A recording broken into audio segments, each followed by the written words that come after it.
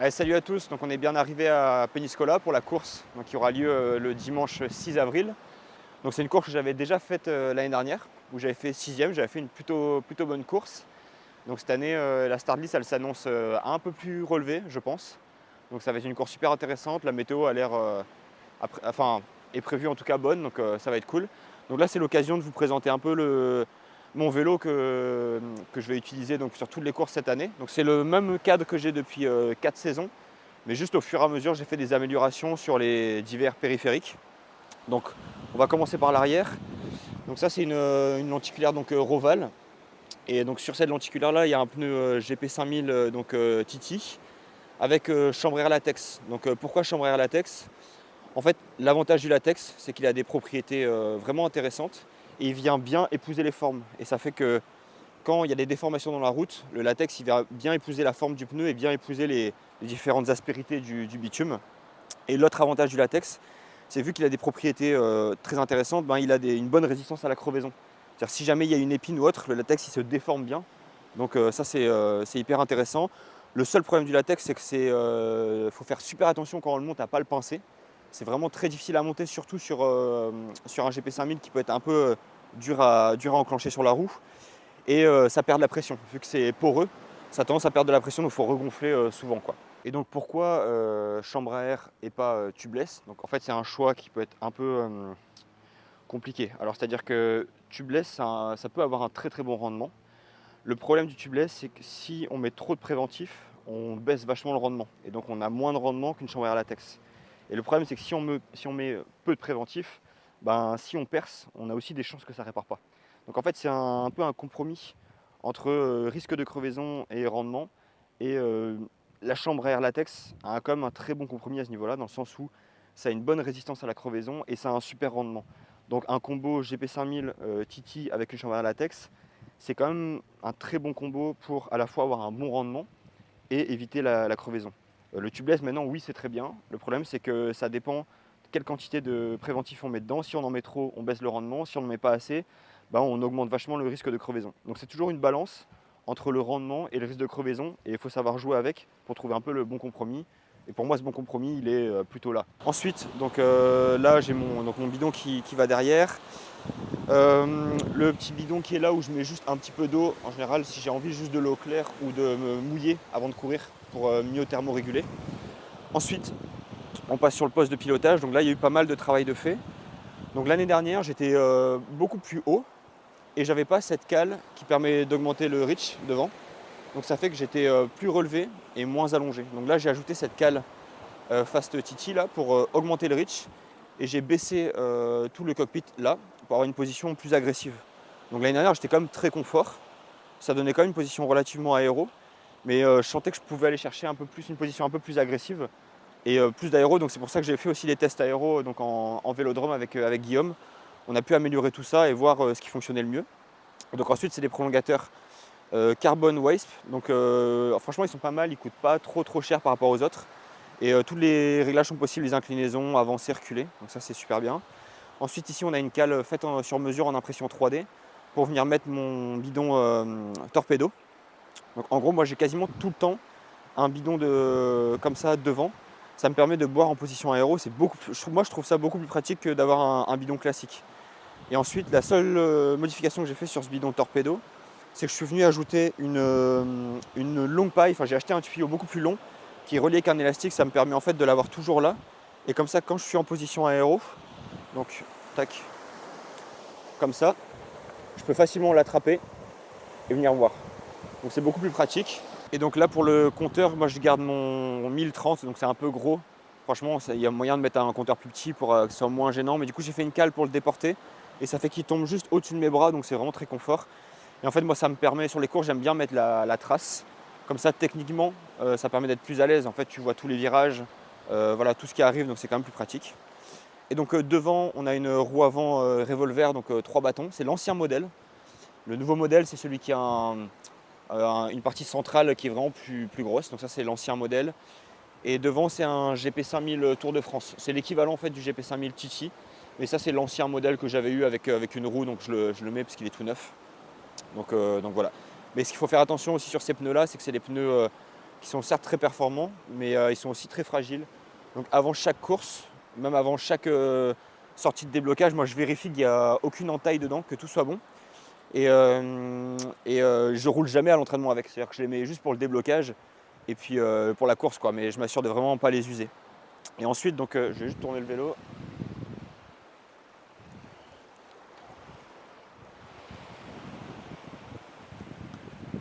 Donc ensuite, on a en plateau, on a 56-42. J'ai aussi un 58-44. Mais là, vu que le parcours, il est quand même, il n'y a pas beaucoup de dénivelé, il y a 900 de dénivelé, mais il y a beaucoup de rolling. Donc 56-42, c'est le bon compromis. Ensuite, toute la chaîne et la cassette, c'est passé au bac à ultrasons et c'est graissé avec le lubrifiant céramique, donc Ceramic Speed. Et puis voilà, puis les pédales à Sioma. Donc voilà pour le vélo. C'est le même vélo, le même cadre que j'ai depuis 4 saisons maintenant. Je ne le change pas parce que les nouveaux Cervélos sont quand même très très proches, il n'y a pas grand chose qui change, c'est un super cadre. Et en fait, les seules choses que j'ai fait, c'est améliorer un peu les composants. Et là maintenant, ce qui m'intéresse le plus, c'est de travailler sur l'aéro. Et c'est pour ça que cet hiver, on a été en vélodrome pour améliorer ça. Parce que honnêtement, il vaut mieux mettre la moitié du prix d'une roue dans une demi-journée en vélodrome pour tout optimiser, plutôt que d'acheter du matériel sans savoir. En fait, des fois, on peut ajouter des choses, faire des investissements en matériel qui finalement ne sont pas bénéfiques. Ça a été l'exemple sur les tests aéro avec le casque. J'avais acheté un nouveau casque parce que je voulais un casque un peu plus confort, donc je voulais le UVEX et au final sur les tests aéro il était moins bon que mon ancien. Donc en fait c'était un investissement inutile et d'où l'intérêt d'aller faire des tests aéro. Et donc ouais, j'ai oublié pour la selle, c'est une selle Dash aussi. Et puis voilà, donc voilà pour tout le setup.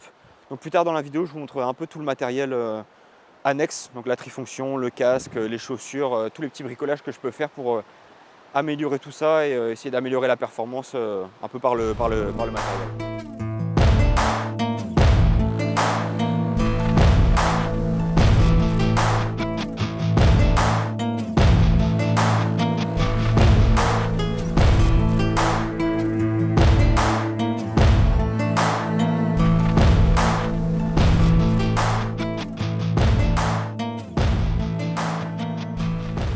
Et donc là on est à J-2 de la course, donc on est le vendredi, la course c'est le dimanche. Donc l'avant-veille en général j'essaie de faire 2 sports. Je ne m'entraîne pas beaucoup la veille de la course. Donc en gros l'avant-veille souvent je vais rouler, donc je roule entre 1h30 et 2h, là j'ai dû faire 1h45. Et donc j'ai fait quelques efforts d'allure course. Donc j'ai reconnu une partie du parcours que je connais déjà puisque j'avais fait l'année dernière. Et donc j'ai fait quelques efforts dans des bosses allure course. Il y a quelques bosses. C'est un parcours où il n'y a pas des longues côtes, mais il y a pas mal, c'est un parcours très varié, il y a beaucoup de bosses courtes. Et puis donc là je vais aller nager, donc je vais faire juste une quinzaine de minutes je pense. Pareil, je nage pas la veille parce que moi je nage que 3 fois par semaine. Donc en fait si je nage, je suis habitué à ne pas avoir nagé la veille du jour où je nage. Donc si je le fais le jour de la course, généralement ça va me donner des sensations qui sont un peu moyennes. Par contre, pour quelqu'un qui nage effectivement 6 fois par semaine, lui il va avoir besoin de nager la veille pour avoir des bonnes sensations. Moi je le fais pas parce que je m'entraîne comme ça et que ça me correspond mieux. Donc là en gros il faut que j'aille nager après une quinzaine de minutes.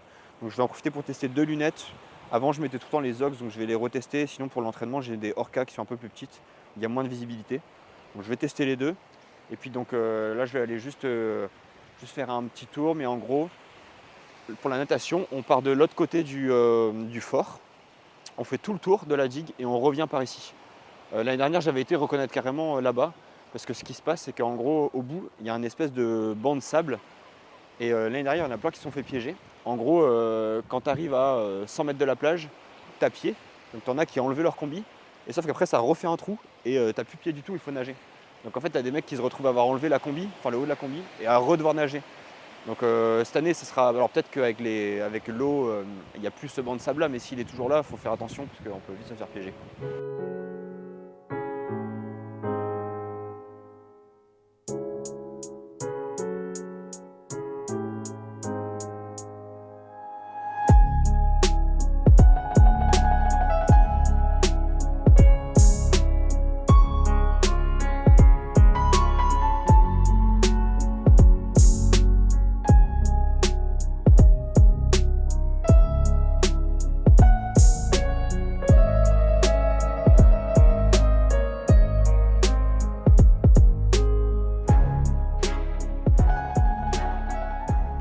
premier relib de l'année c'est fait. En même temps on est que début avril, donc ça laissait pas trop le temps d'essayer la combi avant la course. Bon là j'ai juste fait 15 minutes histoire de prendre un peu des repères en combinaison, et dans l'eau libre, l'eau elle est pas si froide que ça, donc ça va. Et puis c'était un peu l'occasion pour moi aussi de reprendre des repères, donc déjà avec la combi, mais aussi avec ma technique de nage que j'ai un peu modifiée cet hiver. Donc cet hiver en fait j'ai fait le choix de nager un peu moins, mais de bien bosser sur un facteur que j'estimais limitant chez moi, qui était ma fréquence, dans le sens où j'avais une fréquence très basse avec pas mal de temps mort. Et du coup c'était ce que je pensais, et j'ai probablement eu raison, que c'était un facteur qui me limitait dans ma progression. Donc j'ai vraiment beaucoup travaillé là-dessus, j'ai fait beaucoup de travail technique, beaucoup de travail avec le tempo trainer, beaucoup de travail avec l'élastique pour essayer de gommer un peu ces temps morts, d'améliorer ma fréquence. Et je sens là les derniers mois ça a bien marché. En bassin je le sens la différence, je suis beaucoup plus à l'aise sur les allures modérées, j'arrive à passer des meilleures séries alors que je nage moins qu'avant. Donc voilà, maintenant à voir si ça se transfère bien en eau libre et si ça paye en course, mais il n'y a pas de raison. Allez, donc là on est le samedi, donc la veille de la course. Donc je vais faire une petite activation à pied. Donc là c'est assez simple, je vais faire une demi-heure. Et dans cette demi-heure je vais faire un 5 minutes progressif. En gros je commence un peu sous l'allure course au premier seuil, et je termine assez fort avec une dernière minute proche de VMA entre guillemets, pour vraiment faire monter le cœur et bien me débloquer pour demain. Ça m'aide à avoir des bonnes sensations.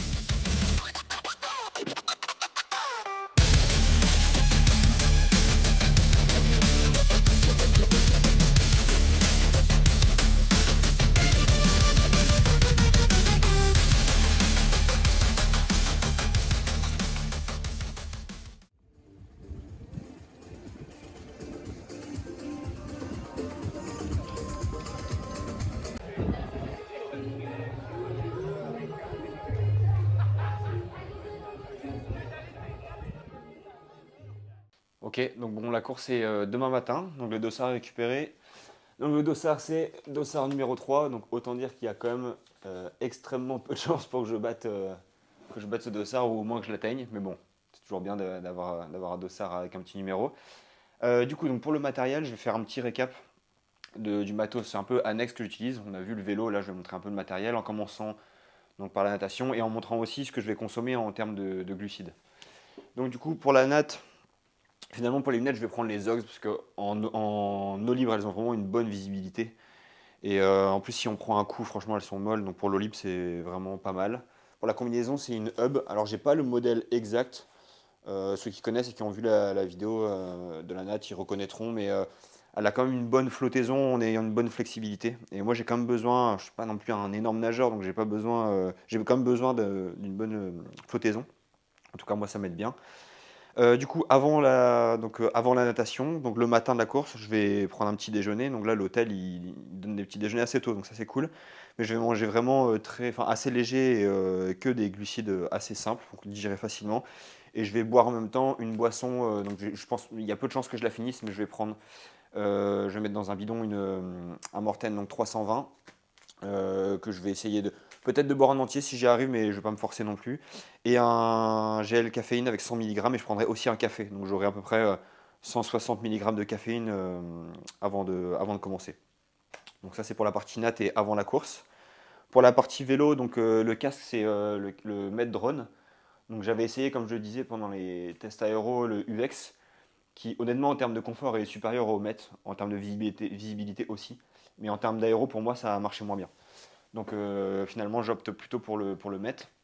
Pour les chaussures, c'est des Giro Empire, donc qui sont assez connus. Moi, ces chaussures-là, je les ai depuis 4 ans, je crois. Et en fait, pour moi, c'est le parfait compromis dans le sens où c'est des Giro Empire, donc à lacets. Il suffit juste ici de couper deux trois coutures et enlever la languette et venir mettre des lacets élastiques, donc de chaussures qu'on utilise de chaussures de tri. Donc moi, je prends des élastiques qu'on achète en magasin de couture, hein, tout ce qu'il y a de plus simple. Et du coup, ça fait des chaussures déjà de 1 en termes d'aéro, c'est probablement très bon, puisqu'il y a vraiment, c'est vraiment très lisse, il n'y a pas de boa qui dépasse ou de scratch qui vole. Et de 2, c'est super facile à enfiler. Tu montes sur le vélo, tu mets ton pied dedans, tu tires, ça rentre tout seul, c'est vraiment parfait. Donc voilà, donc j'aurai mon Garmin 1030 pour avoir la trace et mes données. La trifonction, donc là c'est une fusion. Donc j'avais une hub dans le passé. Le problème de la hub, c'est déjà elle était foncée. Donc sur les jours où il fait un peu chaud, c'est vraiment pas terrible. Et de deux, il n'y avait pas de poche. Donc ça fait que les gels, j'étais obligé de les rentrer à l'intérieur. Enfin, je les balançais dans ma trifonction, mais des fois, il y en a qui passaient dans le dos et tout, c'était une galère. La hub, elle a des poches au niveau du ventre, c'est parfait. Donc je suis parti sur la hub, j'avais testé sur les tests aéro la Ekoi, qui était haut de gamme, qui marchait bien pour moi, qui était super conforme, mais sauf qu'elle n'était pas dispo, donc tant pis, j'ai pris la hub. Les manchons de mollet, donc c'est des Aero Coach, et je crois que c'est une espèce de collab avec No Pins ou un truc comme ça. Donc manchons de mollet classique.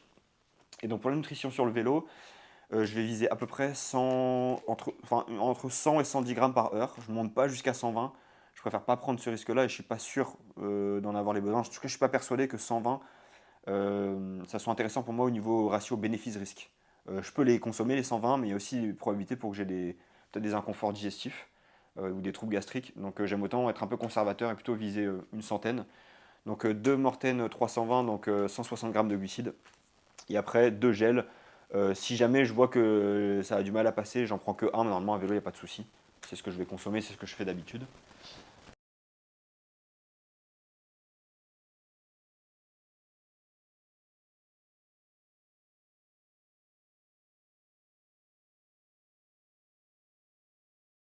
Et donc pour la course à pied, je prends 3 gels. Donc ça fait que 90 grammes de glucides. Donc c'est pas énorme en termes de consommation. Mais généralement, je sais que j'arrive pas à consommer plus. Ça m'est déjà arrivé de partir avec allez, 4 gels ou des plus grands, les grands Morten là. Mais en fait, finalement, j'arrivais pas à les consommer. Donc déjà, 3 gels, c'est pas mal. En tout, en termes de consommation de glucides, c'est un bon compromis. Être à 120 grammes partout, c'est franchement pas facile. C'est aussi beaucoup de risques. Et c'est pas toujours certain que ce soit bénéfique, quoi. Donc voilà. Donc voilà pour le matériel de course. Et maintenant, on va voir le plan de course et un peu les objectifs. Ok, donc maintenant, on passe au plan de course. Donc moi, j'aime bien avoir un plan très clair avant de commencer une course, donc de ce que je dois faire, de ce que je vais faire, même si je ne le respecte pas à la perfection. En fait, ça libère un peu mentalement. Ça permet aussi de ne pas prendre de mauvaises décisions pendant la course. Donc voilà. Donc première chose pour mon plan, ça commence par la natation. Pour un peu donner le contexte, moi de toute manière, je sais que je ne vais pas sortir avec le groupe de tête. C'est un groupe de tête qui se forme, je vais être hors de ce groupe, je n'ai pas le niveau pour le suivre. Il y a une possibilité pour que je prenne un deuxième groupe de chasse qui est juste derrière, ou pas loin. L'année dernière, j'étais sorti à 20 secondes d'un espèce de groupe de chasse qui était assez étalé, donc ça m'a permis de vite rentrer à vélo sur ce même groupe de chasse. Cette année, c'est pas sûr que ça arrive s'il y a plus de densité. Donc du coup, ça veut dire que mon plan vélo, il doit vraiment être plutôt créé comme un contre-la-montre solo. Je dois faire en fait le meilleur temps possible et je ne dépends pas d'une dynamique. Parce que même avec les distances, même avec 12 mètres, même avec 20 mètres, avec un très bon respect de ces distances, même ceux qui jouent très bien le jeu, et ben en fait, il y a des dynamiques de groupe qui se forment. Le gars qui est derrière, il bénéficie un petit peu de l'aspiration quand même s'il est à 12 ou 20 mètres. Et de toute façon, c'est le jeu, c'est comme ça. Et donc, un professionnel, naturellement, il ne va pas avoir un plan comme ça parce que lui, il va sortir de l'eau et son but, c'est de rester au contact d'un groupe. Ou bien de remonter, ou de lâcher ce groupe. Bref, c'est un petit peu différent. Son plan est beaucoup plus basé sur la dynamique et sur ce qui va se passer avec les autres. Moi, c'est un petit peu différent, au moins au début du parcours. Donc pour ça, j'aime bien voir euh, quelle est la meilleure solution pour moi pour faire le meilleur chrono possible. Donc pour ça, j'utilise Best by Split. Donc ça permet en fait, en fonction des watts que vous visez, de savoir comment les répartir sur le parcours. Donc en fait, ça fait une sorte de simulation. Alors la simulation de chrono, elle n'est pas bonne. Là, ça me donne une simulation de 41,6. Je ne pense pas que je vais rouler aussi vite parce que ça met un CDA qui est moyen, qui est estimé et qui est souvent un peu faux. Par contre, ce qui est intéressant, c'est que ça va vous permettre des simulations. Par exemple, là, si je pars sur 300 watts NP, ça me donne voilà, 2h937. Si je viens ajouter allez, un peu de watts pour être à 310 NP, je vois que je gagne 1 minute 30. Donc c'est pas forcément énorme. Et ces 10 watts là, parfois, ça peut être au prix d'une mauvaise course à pied. Donc moi, ma cible, elle va être entre 300 et 310 NP selon les sensations.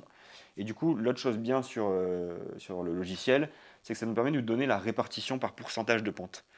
Donc forcément, en fonction du parcours, on va avoir différentes façons de monter les côtes. Si dans le parcours on a une bosse qui dure 15 km, forcément on ne va pas mettre les mêmes watts que si c'est plein de petites bosses qui durent 1 km. Donc là ça met toutes les répartitions que moi j'ai enregistrées. Donc bien sûr je les garde en tête pour savoir comment gérer mon effort. Et donc avec ça je me fais une petite note juste pour l'avoir en tête. Donc je vais vous montrer. Donc ça donne ça. Tac. Donc en gros, donc je me mets mes passages en fait sur le parcours. Donc ce que j'ai oublié de montrer, je vais vous le montrer, c'est qu'en gros le profil du parcours il est comme ça. On a toute une première partie globalement les 20 premiers kilomètres où il y a de la montée et descente, mais globalement on monte. Globalement on fait que monter. Donc là forcément il faut mettre plus. Ensuite on a un plateau qu'on fait 2 fois et puis on vient redescendre. Donc naturellement là où il faut le plus pousser c'est au début les 20 premiers kilomètres, là il faut pousser fort. Ensuite on peut lisser un petit peu plus sur le plateau et après la descente on peut relâcher. Et globalement la descente il n'y a pas grand chose à gagner, même si on relâche plus que prévu on ne perd pas grand chose. Donc voilà, donc l'année dernière j'avais roulé 295 NP et 280 de moyenne, mais j'avais poussé vraiment fort le début, j'avais rattrapé le groupe de chasse et j'avais essayé de le lâcher, j'avais pas réussi.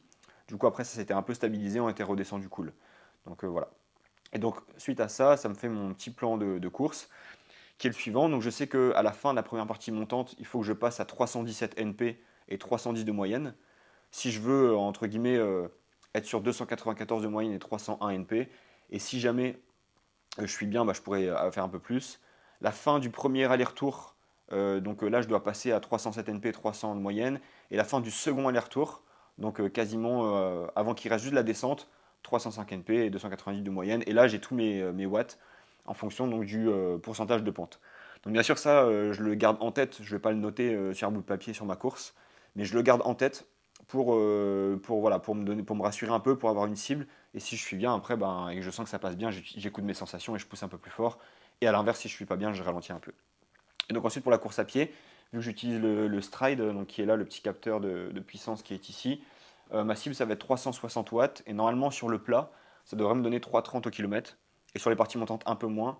Mais j'aimerais bien essayer de faire mieux que l'année dernière où j'avais couru à 3,36 de moyenne.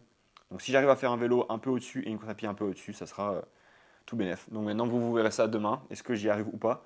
Mais en tout cas on va faire le maximum. Et puis de toute manière moi mes objectifs ne sont pas tellement en termes de classement. Cette année il y a une densité qui sera sûrement plus élevée que l'année dernière. L'année dernière j'avais fait 6ème, je ne sais pas si je serais capable de le refaire. Et à vrai dire c'est pas très important pour moi. Moi ce qui compte c'est que je réussisse à voir les progrès au niveau intrinsèque. Donc vraiment est-ce que j'arrive à tenir mes puissances, mes allures à pied. Et après, si ça me donne un classement de hors du top 10, c'est juste qu'il y avait des gars plus forts que moi, et puis c'est ok, il n'y a aucun problème. Mais je serais quand même très satisfait de ma course. Donc voilà, on verra demain ce que ça donne.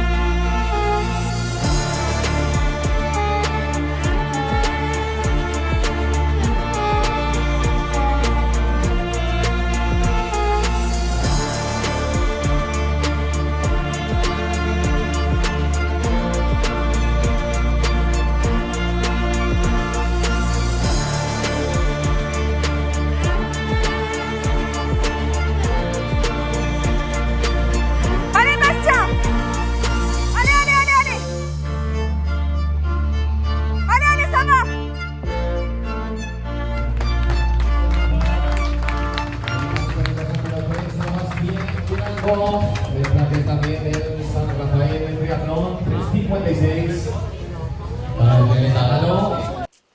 Allez, donc course terminée, bien rentré en France. Donc 16e place sur cette course de rentrée. Au niveau des données perso, une très bonne course. Donc je fais 3h56. Pour comparaison, l'année dernière, j'avais fait aussi 3h56. Mais l'année dernière, le parcours vélo était un petit peu différent. La plupart des routes étaient les mêmes, mais l'année dernière, on avait 5 km de moins. Donc cette année, je fais le même chrono, mais avec 5 km de plus à vélo. Donc globalement, une bonne progression. Donc, cette année, ça fait 16e et l'année dernière 6e, simplement parce que la densité était bien plus élevée. D'ailleurs, si on regarde le score SOF de PTO, donc SOF pour Strength of Field, donc la force de la start list, l'année dernière, on était à 49, là on est à 65. Et 65, c'est un peu le score qu'on va retrouver sur des courses. On retrouve ce score-là sur des courses 70.3 Pro et Challenge. Alors, pas toutes, c'est plutôt les courses un peu moins relevées, mais ça se trouve. Donc, signe que la densité était vraiment présente. Et donc, pour moi, une très bonne course, hein, indépendamment du classement, puisque c'est un aspect qu'on ne maîtrise pas. Hein. S'il y a 16 gars plus forts, enfin, s'il y a 15 gars plus forts, tu fais 16e et c'est juste comme ça, en fait, même si tu fais une super course. Donc, moi, ça n'empêche pas que je suis très content de ma course. C'était une très bonne course. Je suis à ma place. Ce classement-là, il n'impacte pas, en fait, ma vision de ma course, en fait. Hein. Ça ne change rien du tout. Donc, très content. Pour le contexte, en fait, cet hiver, j'avais décidé d'en faire un peu moins, simplement parce que les années précédentes, j'arrivais sur la première course de la saison avec une bonne forme et ensuite elle faisait que réduire. Et donc cette année, je voulais pas faire ça. Je voulais être plus conservateur l'hiver, mettre moins de ressources. Surtout que cette année, j'avais quand même plus de projets pro, plus de travail, donc ça s'y prêtait bien de changer de fonctionnement. Donc j'en ai fait moins. Ce qui est intéressant, c'est qu'en ayant fait moins, j'arrive quand même à arriver sur la première course de la saison avec des progrès. Donc ça c'est cool, ça veut dire que j'ai mis moins de ressources, mais j'ai quand même réussi à progresser. Simplement parce que cet hiver, je me suis concentré un petit peu moins sur le spécifique et un petit peu plus sur mes facteurs limitants. Et donc ça a bien payé, puisqu'au final, j'arrive quand même à progresser en ayant fait un petit peu moins. Et du coup, maintenant que j'arrive dans la saison, qu'on est que début avril et qu'il y a le temps pour préparer les autres courses, je vais pouvoir en faire un peu plus, remettre au centre de l'entraînement la spécificité et puis continuer à monter en forme. Donc voilà, donc ça c'est top. J'ai en fait j'ai réussi mon plan de l'hiver entre guillemets, donc ça c'est top. Pour la natation, donc je fais une bonne natte. Je prends 2 minutes, à peu près 2 minutes par le groupe de tête, ce qui est cohérent, hein. C'est le tarif pour un nageur comme moi, c'est logique. Donc plutôt bonne natte. Je sors à 9 secondes du gagnant du jour de Jordi Montravetta. Une preuve que même si tu n'es pas le meilleur nageur, si tu es vraiment fort à vélo et à pied, tu peux réussir à remonter et à gagner une course. Donc, euh, donc voilà, ça a bien tabassé dans l'eau quand même, mais je me sentais bien. Cet hiver, j'ai nagé que 3 fois semaine au lieu de 4 avant. Par contre, je me suis bien concentré sur mon facteur limitant qui était ma fréquence et mon timing de nage. Et finalement, à l'entraînement, je passais des meilleures séries et ça s'est transféré en eau libre. Donc franchement, nager moins mais nager plus vite, je pense qu'on serait tous OK pour signer pour ça. Donc ça, c'est top. Pour le vélo, j'avais prévu 300 à 310 NP avec une première portion montante où je devais bien pousser. Donc cet hiver, j'ai bien bossé, enfin j'ai bossé un peu plus les hautes intensités. J'ai complètement mis de côté l'aspect durabilité, enfin beaucoup. Et ça a toujours été au centre de mon entraînement parce que pour moi, c'est vraiment la base quand on prépare des longues distances. Mais cet hiver, j'ai changé un petit peu les choses. Je me suis dit, enfin, je trouvais que l'année dernière, ma durabilité était bonne, mais c'était plus ma puissance et mes hautes intensités globalement qui me limitaient. Donc j'ai plus bossé les hautes intensités. J'ai mis de côté la durabilité. Donc ce qui s'est passé sur la course, c'est que le début, les 30 premières minutes, les 320 NP, ils sortent sans problème. Je sens que je remonte beaucoup, je double plein de gars. Les gars essaient de suivre, ça lâche, j'arrive à partir. Donc parfait, je remonte super vite. Euh, je vois un binôme au loin au moment où je devais relâcher mon effort. Je me dis, bon, je continue mon effort pour rejoindre ces gars-là. Donc, il se passe bien 5-6 minutes avant que je les rejoigne alors qu'ils sont pas loin. Et en fait, je me retrouve dans des faux plats montants à mettre 350 watts en position aéro, parce qu'en fait, les gars de devant, ils roulent aussi fort. Donc, je finis par réussir à les rattraper. Et là, je sens que s'est passé une demi-heure où j'ai roulé fort, et je sens que là, la batterie, elle s'est quand même bien vidée. En termes de cardio, je me sens très bien, mais c'est plus musculairement où je sens que ça, voilà, ça coince. Et donc là, mon régime, il baisse. La fin du vélo, mais je tiens pas les puissances que j'avais prévues. Et donc les 2 autres tiers de la course, donc passer cette première demi-heure, je sens une bonne baisse de régime. Franchement, j'arrive pas, là je sens que je vais plus pouvoir doubler, qu'il va falloir que je reste à ma place, que je sois bien aéro et que vraiment j'essaie d'aller le plus vite possible avec les watts que j'ai. Donc clairement, je sens que l'aspect durabilité qui a été mis de côté, même si c'est dur de tirer une conclusion avec une seule course, semble vraiment me poser problème là à ce moment. Donc j'anticipe, enfin, j'ai un petit peu peur aussi pour la course à pied. Je me dis si j'ai déjà autant vidé la batterie, qu'est-ce qui va se passer à pied?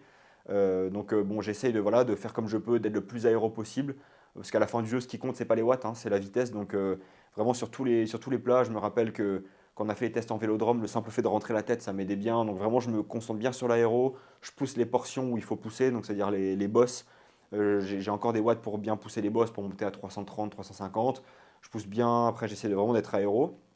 Retour au parc, donc je me retrouve avec 285 de moyenne et 295 NP, quelque chose comme ça. Par contre, je sens qu'au niveau aéro, j'ai passé un gros cap parce que je roule beaucoup plus vite pour les mêmes watts que l'année dernière. Franchement, rien à voir. J'ai comparé quelques segments en prenant le vent et tout ça, et ouais, clairement, c'est plus rapide. Après, ce qu'il faut se dire aussi, c'est que la position, elle est plus exigeante, forcément, mais donc peut-être elle me restreint un petit peu aussi en termes de puissance. Mais à la fin du jeu, bah, comme je disais, ce qui compte, c'est la vitesse, hein. Les watts, c'est un indicateur qui nous sert à l'entraînement, qui nous sert pour plein de choses, mais ce qui compte, c'est de rouler vite, peu importe les watts. Donc voilà, donc je pars à pied, pas trop fort, parce que je me dis, en ayant bien vidé la batterie à vélo, peut-être que ça va être compliqué. Donc je pars en essayant de bien contrôler. Finalement, je suis quand même autour de 3,30, 3,32. Euh, je perds un petit peu de vitesse moyenne parce qu'il y a une partie qui est très vallonnée avec un chemin de trail et tout, donc là je perds un petit peu. Et sur la dernière portion plate de 8 km, je retrouve mon 3,32, 3,33 pour finir le semi à 3,36 avec des super sensations, une très bonne durabilité là pour le coup, hein, chose que j'ai gardée au sein de mon entraînement en course à pied, preuve que voilà, l'aspect central des 70.3 qui est quand même la durabilité doit rester au cœur de l'entraînement une majorité de l'année. En tout cas, moi j'en suis convaincu, voire toute l'année. Là, c'était un petit peu différent cet hiver à vélo, mais ça va, je vais le remettre au centre de mon entraînement. Donc voilà, semi en 3,36, donc comme l'année dernière, mais avec un vélo bien plus rapide, une natte également un peu plus rapide. Donc très content de la course. Là, je sais qu'il me reste plein de leviers à activer pour continuer à progresser tout au long de la saison. Et donc ce sera l'objet de prochaines vidéos. Mais voilà, très content, je respecte mon plan de nutrition à la perfection. Voilà, le vélo qui est un petit peu en dessous sur la seconde partie, mais ça va se corriger, c'est pas un souci. Très content, j'espère que la vidéo vous plaira. En tout cas, moi j'ai pris du plaisir à tourner cette vidéo. C'est une petite pression supplémentaire, mine de rien, parce que quand on fait une course, il y a déjà un peu de stress. Mais quand tu filmes tout, ben voilà, quand tu annonces un plan, etc., bah, il faut le faire après, quoi. Donc c'est un peu plus de stress. Mais voilà, c'est super à faire. Moi j'ai bien aimé, donc j'espère que ça vous plaira également. Et puis je ferai bientôt une prochaine vidéo sur le cycle d'entraînement à venir pour continuer à progresser et continuer à faire monter la forme tout au long de la saison pour le prochain objectif qui sera donc le Frenchman sur la distance L. Et merci à vous d'avoir regardé cette vidéo et puis à la prochaine. Allez, salut!